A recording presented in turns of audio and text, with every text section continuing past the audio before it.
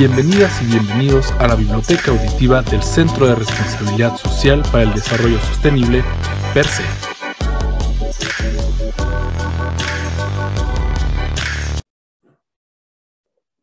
Ya estamos en una edición más de la Biblioteca Auditiva. Mi nombre es Isis Estrada y está conmigo mi compañera Elba Ramos. Como partners de implementación de Alliance for Integrity, nos alegra que nos acompañe el día de hoy Carolina Echevarria. Ella es manager regional para América Latina y coordinadora de capacitaciones en Alliance. También es directora de anticorrupción en Global Compact Network Alemania como parte de la cooperación con Alliance for Integrity. Les doy la bienvenida y les agradezco que estén aquí. Muchas gracias por la invitación. Carolina, qué gusto que nos acompañes hoy. Gracias por aceptar esta entrevista. Carolina, tú tienes una amplia experiencia en temas de anticorrupción en Latinoamérica. Cuéntanos un poco cuál es el estado actual del tema, cómo ha ido evolucionando un poco a través del tiempo, y también me gustaría que nos contaras cómo ha ido mejorando o cómo ha ido evolucionando el tema. Y si las gestiones han sido un poco más robustas, eficientes, y dentro de las organizaciones que lo obstaculizan, pues las malas prácticas, ¿no?, que te has identificado. Todo este avance o todo esto que nos vas a platicar, ¿de qué forma se ha desarrollado en Latinoamérica? Perfecto, gracias Elba por la pregunta y nuevamente gracias por la invitación. Primero traigo un mensaje por ahí de esperanza. Sí hemos evolucionado, a veces hay una percepción de que no cambió la situación de corrupción, que siempre hay corrupción y obviamente que no hemos erradicado la corrupción y tampoco es difícil que pensemos en una situación de la región donde erradiquemos totalmente la corrupción, ¿no? Eso creo que es una realidad. Sin embargo, sí hemos visto avances. Y creo que los avances vienen de la mano de dos momentos o cambios de paradigma en la región.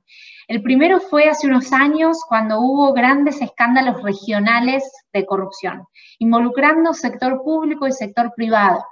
Ese fue un primer cambio de mentalidad donde nos abrimos los ojos de que esto no era algo solo del sector público, que el sector privado tenía que trabajar, tenía que involucrarse.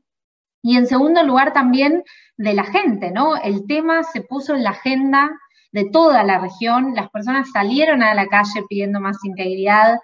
Entonces vimos este primer cambio de paradigma, que ciertas cosas que antes consideramos normales, ahora no se están aceptando y ahora nos indignan, y eso ya es un muy buen primer paso. Creo que el segundo cambio de paradigma se da en la inserción de América Latina en cadenas de valor globales, donde también cada vez más se exige la integridad para hacer negocios.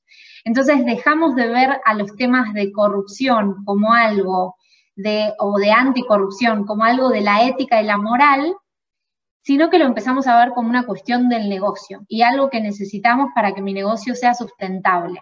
Y este cambio que vino no solo en cadenas de valor internacional, sino también en las normativas, que si vemos en toda América Latina, cada vez más regulaciones hablan no solo de sanciones para casos de corrupción, sino también de incentivos. Vemos programas de incentivos positivos, de si tenés un programa de integridad podés obtener más negocios, mostrando la importancia de la integridad para la eficiencia de la empresa, para el profesionalismo de la empresa, y creo que eso hizo que muchos programas de integridad que estaban como algo aislado para cumplir con chequear y cumplir con lo que se exigía, pasaron a formar parte del negocio, que es cuando hace que los programas realmente sean mucho más robustos y eficientes.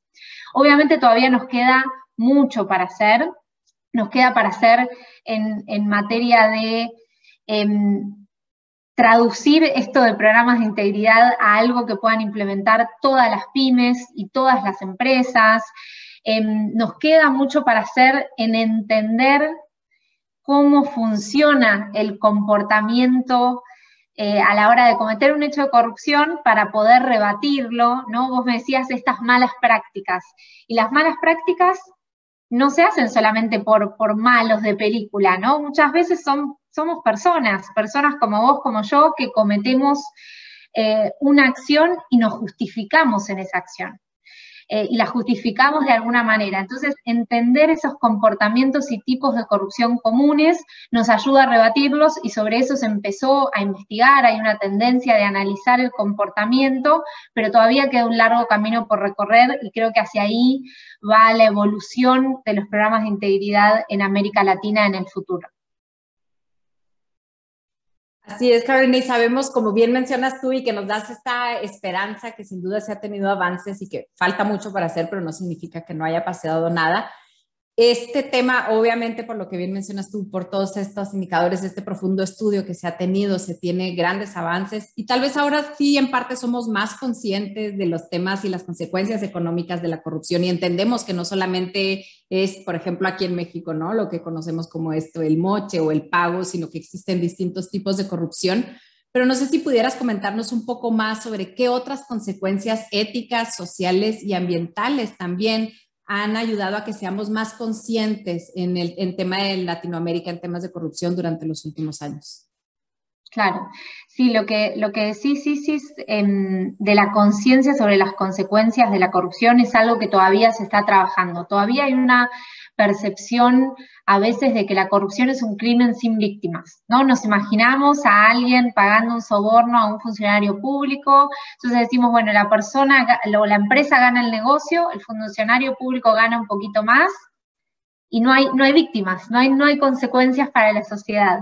Y la verdad es que ya algunos casos en la región fueron demostrando que esto no era así. Un caso por ahí muy representativo fue el caso de Brumadinho, esta represa en Brasil que se destruyó y tuvo consecuencias ambientales y de derechos humanos, personas que fallecieron, etcétera, donde gracias a la corrupción que permitió habilitar algo que no podría estar habilitado, tenemos todas estas consecuencias de derechos humanos, sociales, etcétera. Pero creo que el gran cambio se va a producir ahora en la pospandemia, porque la pandemia nos demostró que esto que por ahí lo veíamos como un caso aislado, bueno, esto es un caso en Brasil, pero no pasa todo el tiempo.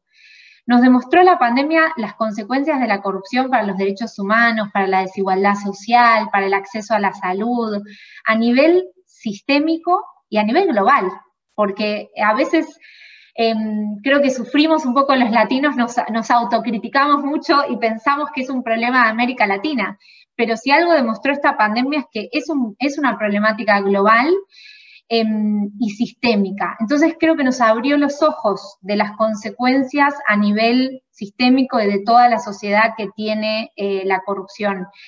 Y como decís, eso se abre, ahora lo vimos en este tema de la salud, pero también lo vamos a ver en temas ambientales, que es el tema del futuro y que como sociedad nos tiene que preocupar, que si tenemos corrupción va a ser imposible que, por ejemplo, ponemos un estándar ambiental, ¿no? Decimos, bueno, tenemos que cumplir con menos emisiones, por dar un ejemplo bien concreto. Si hay corrupción en el medio y yo soborno a alguien para tener un certificado falso, o contrato un proveedor que me dice que tiene ciertos estándares pero no los tiene, va a ser imposible que logremos nuestros objetivos ambientales. Entonces, creo que la pandemia nos ha demostrado que no podemos hablar de integridad, que no podemos hablar de prevención o lucha contra la corrupción si realmente no hablamos de derechos humanos, no hablamos de igualdad de género, no hablamos de temas ambientales. O sea, la corrupción es un tema central para lograr todos los otros objetivos que tienen que ver con la sustentabilidad o que tienen que ver con los objetivos de desarrollo sostenible y con todas las metas más allá de los temas de integridad. Es para mí un tema transversal y creo que, como decía, la pandemia nos abrió mucho los ojos sobre eso. Carolina, y bien lo dices tú, también son muchas empresas las que están interesadas en combatir la corrupción. Todas aquellas empresas que nos están escuchando ahora mismo y que están interesadas en contribuir, pues, desde sus adentros, ¿no? En fomentar el conocimiento y las prácticas de anticorrupción. ¿Qué consejos les podrías dar? ¿Cómo comenzar a tratar el tema o cómo hacerlo parte de la cultura organizacional? Sí, creo que un primer paso simple para cualquier empresa tiene que ver con el compromiso, ¿no? O sea, lo primero es un compromiso de los dueños de la empresa, depende de la estructura que tenga, de la alta dirección, de quien esté liderando esa organización, de decir, en esta empresa vamos a hacer nuestras acciones con integridad. Y esto que parece algo simple, ¿no? Decir y demostrarlo en los hechos no es tan simple. Y tiene que ver con tomar decisiones difíciles, con a veces perder un negocio que no estoy segura que se está haciendo de manera íntegra, con a veces decirle a un cliente que yo quiero hacer las cosas como empresa de otra manera, buscar invertir en mi organización para hacer los negocios de manera con integridad. Entonces, ese primer paso sería mi primer recomendación, ese compromiso y mantenerlo, ¿no? Demostrar con hechos ese compromiso que se está demostrando. Mi segunda recomendación sería no comprar enlatados de programas de integridad. A veces pasa mucho que como ahora empieza a ser una exigencia para hacer negocios, existe esto de hago lo fácil y compro un programa de integridad. Ninguna empresa es igual. Ninguna empresa tiene los mismos riesgos. Nadie conoce mejor la empresa que la propia empresa. Obviamente puedo buscar ayuda interna, puedo buscar ayuda externa y es bueno hacerlo, pero esto de copiar y pegar y comprar cosas que son enlatadas y en una estructura muy específica termina teniendo consecuencias para la empresa que en lugar de ir con sus propios riesgos, termina creando una burocracia en la organización que genera la sensación de esto no sirve, ¿no? Entonces genera un choque cultural con mis propios empleados de mi empresa, de una percepción que esto no se aplica realmente. Y la tercera recomendación sería para mí que no están solos como empresas, ¿no? Ustedes como per se, Alliance for Integrity, el Pacto Global de Naciones Unidas y muchas otras organizaciones promueven la integridad y promueven la implementación de programas de integridad, promueven el intercambio de buenas prácticas. Es una temática donde hablar con mis competidores, donde hablar con otras empresas sobre nuestros desafíos es beneficiario para todos. Porque si yo tengo un buen programa de integridad y quiero hacer negocios con integridad, lo primero que quiero es que todos mis competidores sean igual que yo y tengan los mismos estándares para que todos compitamos con las mismas reglas de juego. Entonces, animarse a hablar, a pedir ayuda, a preguntar, a aprovechar los espacios de intercambio, espacios de conocimiento gratuitos que existen, creo que es una gran recomendación para las empresas que no están solas, ¿no? Y esto no solo en México, sino en toda América Latina hay un montón de herramientas y apoyo para las empresas. Justo, Carolina, y yo creo que diste en el clavo con este término, me encantó el de enlatados de programas de integridad. Una de las cosas que por parte de Alliance y como partners, pues es esta capacitación de empresas para empresas, y algo que llama mucho la atención y genera inquietud entre las empresas son estas áreas grises que se mencionan, ¿no? Que no se sabe si entran en temas de anticorrupción. Coméntame si han identificado en los últimos años algunas áreas grises, pero ya relacionadas con estas secuelas sociales, como justo lo mencionabas tú, ya sea por el tema del cambio climático o en la actualidad con la pandemia, que todavía no se define como tal como un tema de corrupción, pero que está en el punto de estas áreas grises.